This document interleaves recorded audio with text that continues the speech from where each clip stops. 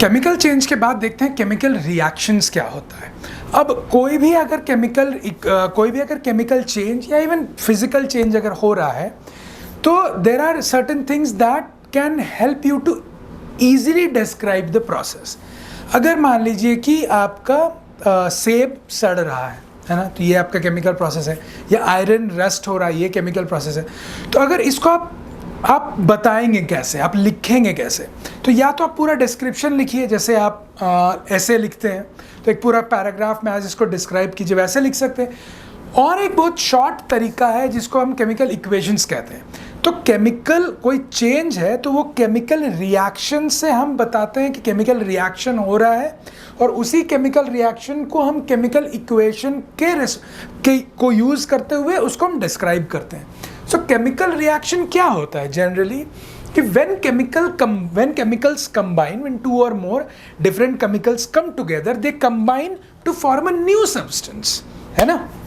तो this process of combining substances is called chemical reaction.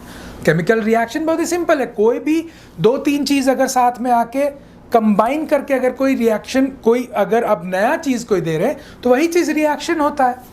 अब अगर हम लोग आगे देखेंगे कि सिर्फ कंबाइन करके ही नहीं, कोई चीज़ मान लीजिए, कोई किसी चीज़ से आप शुरू किए, वो चीज़ मान लीजिए टूट के दो अलग अलग चीज़ दे दिया, तो वो भी आपका एक रिएक्शन हो सकता है। तो इन जनरल अगर कोई एक दो तीन चीज़ मिल के कोई नई सब्सटेंसेस दे रही है, या कोई एक सब्सटेंस दो या तीन चीज़ों में डिवाइड होके कोई नया सब्सटेंसेस प्रोड्यूस कर रही है, तब उसको केमिकल रिएक्शन बोलते हैं। अब मान लीजिए कि आपके पास चॉक है, तो अगर हम चॉक को छोटा छोटा टुकड़ा करके छोटा चॉक बना देंगे तो वो आपका केमिकल रिएक्शन लेकिन नहीं होगा। क्यों? बिकॉज चॉक ही था, बड़ा चॉक अब छोटा हो गया, तो उसका केमिकल फॉर्मूला में कोई डिफरेंस तो आया नहीं, तो वो आपका केमिकल रिएक्शन से नहीं वो हम डिस्क्राइब कर पाएंगे। ठीक है, तो यहाँ पे दो अलग अलग सब्सटेंसेस आके एक नया सब्सटेंस बनाना चाहिए, केमिकल चेंज होना अगर चाहिए तो उसको हम केमिकल रिएक्शन बोलेंगे। तो केमिकल चेंज से आएगा केमिकल रिएक्शन। ठीक है, now during a chemical reaction two or more substances called the reactants. अब दो या दो से ज़्यादा चीज़ जब आपस में जुड़ के कोई एक नया चीज़ बना रही है, तो जो चीज़ से स्टार्ट आप कर रहे हैं, जो चीज़ कंबाइन हो रही है, उन चीज़ों को हम लोग रिएक्टेंट कहते हैं। क्यों? जो चीज़ रिएक्ट कर रही है वो रिएक्टेंट है ना। So those substances are called reactants. So reactants interact और have an effect on each other, है ना। कोई दो चीज़ अगर कंबाइन करके कोई थर्ड चीज़ अगर बना रही है तो ज़रूर एक दूसरे का इफेक्ट एक दूसरे पे आ रहा होगा, तब ना जाके बाद कोई थर्ड चीज़ बना रहा है, right. So the reactants interact amongst themselves और have an effect on each other, कोई ना कोई इफेक्ट होता है उन पे। ठीक है, तो उनमें क्या होता है कि आप रिएक्टेंट से जब शुरू कर रहे हो तो उनमें बॉन्ड्स हैं, तो वो बॉन्ड आपका टूट जाएगा। जो भी रिएक्टेंट से आपने शुरू किया, मान लीजिए हाइड्रोजन से आपने शुरू किया तो H2 है, उसके बीच में एक बॉन्ड है, तो वो सब बॉन्ड्स टूट जाएंगे, है ना। वो रिएक्टेंट के बॉन्ड टूट जाएंगे, वो आपस में कंबाइन करेंगे और नए बॉन्ड्स फॉर्म करेंगे। तो जो नए बॉन्ड फॉर्म किए वो आपके नए चीज़ों का प्रोड्यूस कर रहे हैं, है ना। तो जो शुरू हुआ वो रिएक्टेंट से, रिएक्टेंट्स के बॉन्ड टूटे, the bonds between their atoms, their मतलब whose, reactants atoms are broken and new bonds are created forming a new substance. पुराना बॉन्ड टूटा, कंबाइन किया अपने अपने तरीके से और नया कुछ बनाया, पुराना ही नहीं रहा, अब वो नया कुछ बन गया। केमिकल चेंज हुआ, केमिकल मार्कअप चेंज हो गया। तो केमिकल चेंज को कैसे बताएंगे? केमिकल रिएक्शन से। केमिकल रिएक्शन में जो कंबाइन हो रहा है शुरू में, उसको हम लोग रिएक्टेंट कहते हैं। ठीक है, केमिकल रिएक्शन तो आप लोगों ने समझ लिया। अब देखिए केमिकल रिएक्शन तो ये हो गया, अब इसको हम इजीली कैसे रिप्रेजेंट कर सकते हैं? इसको इजीली रिप्रेजेंट कर सकते हैं हम केमिकल इक्वेशन से। तो अब साइंटिस्ट लोगों ने क्या बोला कि भाई केमिकल रिएक्शन तो है, इसको हम इजीली रिप्रेजेंट करते हैं। तो science is all about making things easy to understand. ठीक है, इजी करना होगा। कैसे इजी करेंगे? केमिकल इक्वेशन से। ठीक है, so we are using chemical equations to do what?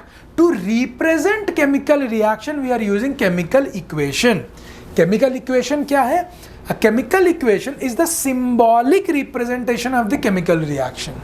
आप पूरा एक्सप्लेन भी कर सकते हैं, सेब सड़ गया, ये एक्सप्लेनेशन हुआ, लेकिन आप ऐसे भी कर सकते हैं कि पुराना सेब, नया सेब। तो अगर आप नया, अगर रिएक्टेंट से शुरू कर रहे हैं और आप कुछ नया बना रहे हैं, है ना, तो इसी चीज को हम एक सिंबॉलिक वे में अगर रिप्रेजेंट कर दें तो उसी चीज को हम बोलते हैं केमिकल इक्वेशन। और सिंबॉलिक वे में रिप्रेजेंट करने के लिए आपको क्या चाहिए? केमिकल सिंबल्स चाहिए। एलिमेंट्स के सिंबल्स होते हैं जो आपको पीरियोडिक प्रॉपर्टीज में आप लोगों ने पढ़ा है। एक्सक्यूज मी, जैसे सोडियम का Na, आयरन का Fe, ऑक्सीजन का O, ये सब सिंबल्स हैं एटम्स के। अब जैसे chemical formula of oxygen molecule is what? O2, it's not O। Why it is not O2 and why it is not O and why it is O2, ये आपको समझ में पहले से आना चाहिए। बिकॉज ऑक्सीजन का मॉलिक्यूल है O2, ऑक्सीजन का एटम है O। ठीक है, ये चीज आप पहले से आप 9th में पढ़े हैं, तो यहां में हम नहीं एक्सप्लेन कर रहे हैं उसको फिर से। ठीक है, तो केमिकल इक्वेशन में आप chemical equations use chemical symbols. Element का सिंबल क्या होता है? एलिमेंट का सिंबल ऑक्सीजन, एलिमेंट का सिंबल हो गया O, लेकिन ऑक्सीजन अगर गैस फॉर्म में है तो O2 आएगा, वाटर है तो H2O आएगा। तो ये सब जो चीज़ें हैं ना, कंपाउंड का फॉर्मूला जो आप 9th में 8th में पढ़े हैं, sodium nitrate NaNO3, sodium nitrate ना लिख के हम NaNO3 लिखेंगे शॉर्ट में, तो वो हम केमिकल इक्वेशन में शॉर्ट करके लिखेंगे ताकि हम जल्दी से कोई चीज़ को एक्सप्लेन कर पाएँ। ठीक है, तो ये हो गया आपका केमिकल इक्वेशन। अब देखते हैं केमिकल इक्वेशन के दो पार्ट्स। आपका रिएक्टेंट तो हम लोगों ने बता दिया जहाँ से आपने शुरू किया, और प्रोडक्ट हुआ किसी चीज का जब एंड में जो ये कंबाइन करके जो एंड का आपका जो रिजल्टेंट निकला उसको हम प्रोडक्ट बोलेंगे। ठीक है, एक्सक्यूज मी।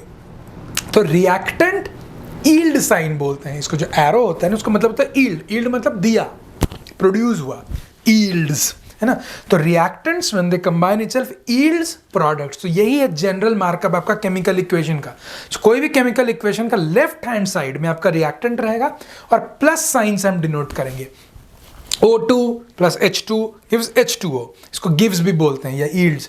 तो H2 और प्लस O2 इधर रहेगा, H2O प्रोडक्ट साइड में रहेगा। जैसे कि यहाँ पे एक एग्जांपल देखते हैं कि 2CO carbon monoxide plus oxygen O2 gives CO2। अब यहाँ पे ये जो CO है और O2 है क्या है? रिएक्टेंट है। These are the starting materials of the reaction which will interact and they have an effect on each other. These bonds will break, इसका और इसके बीच में जो बॉन्ड है ब्रेक कर जाएगा, इसके दो ऑक्सीजन के बीच में जो O और O के बीच में जो बॉन्ड है वो ब्रेक कर जाएगा। अब नया एक चीज प्रोड्यूस हुआ, वो हुआ CO2। तो ये तो नया ही चीज प्रोड्यूस हो गया, तो ये क्या हुआ? आपका प्रोडक्ट हुआ। अब ये तो आपका हो गया रिएक्टेंट। अब ये क्या है भाई? ये 2 और ये 2, इसको हम लोग कहते हैं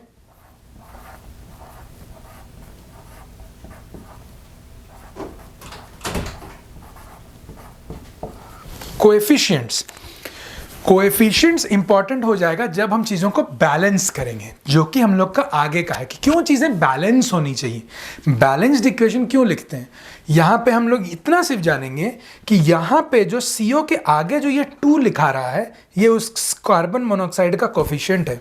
ऑक्सीजन के आगे अगर कुछ नहीं लिखा है, इसका मतलब ऑलरेडी यहाँ पे 1 है। आप मान के चलिए कि यहाँ 2 carbon monoxide molecules when they react with 1 oxygen molecule yields और gives 2 molecules of CO2, है ना। इसको आप, ये कोफिशिएंट नहीं है, ये सबस्क्रिप्ट जो नीचे है ये कोफिशिएंट नहीं है, इसके पहले जो आ रहा है ये आपका कोफिशिएंट है। So I hope you guys understand how we represent a chemical change through a chemical reaction. What are reactants? What are products? How do we represent a chemical reaction using a chemical equation? What are the different parts of the chemical equation? Reactants, arrow जो आपका yield symbol है, और आपका product, और आपका coefficient में क्या difference है। तो अगर आपको ये वीडियो पसंद आया, अगर आपका ये कॉन्सेप्ट क्लियर हो गया, तो आप लाइक करें, हमारे चैनल को सब्सक्राइब करें। इसके बारे में अगर और डिटेल में आप जानना चाहते हैं तो हम लोगों ने बहुत डिटेल वे में अकेडमिस्ट पे इसको पढ़ाया हुआ है, तो हमें आप वहाँ आके ज्वाइन कर सकते हैं। Thank you so much.